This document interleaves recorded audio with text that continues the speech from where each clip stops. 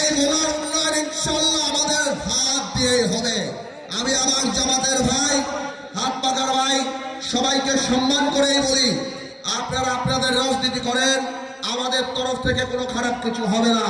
তবে আমি আজকাল শুনতে পাচ্ছি কারা কারা নাকি জান্নাতের টিকিট বিক্রি করছে। আপনারা খবর পেয়েছেন?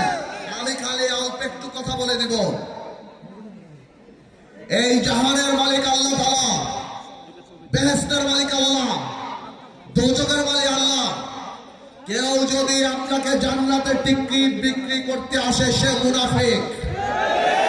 কেউ যদি বিশ্বাস করে যে একখানা ভোট দিলে কেউ জান্নাতে যাবে তাহলে সে শিরকি করলো।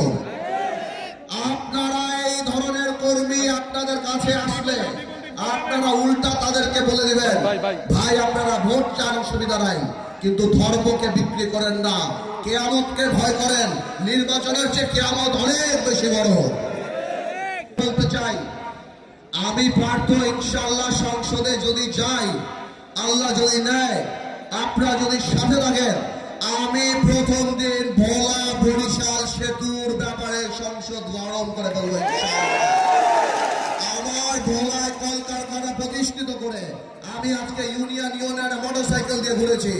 একটা ওই মনে হয় আমার বাপ পানির কল দিয়ে গেছিল, মানুষ আমার পানির কলগুলি নষ্ট হয়ে গেছে, একটা কিচ্ছু নাই, রাস্তাঘাটের কোনো কিচ্ছু নাই, শুধুমাত্র দৃশ্যমান কোনো কিছু দেখা দিয়ে গেছে। মানুষের জীবনযাত্রার কোনো উন্নয়ন হয় নাই।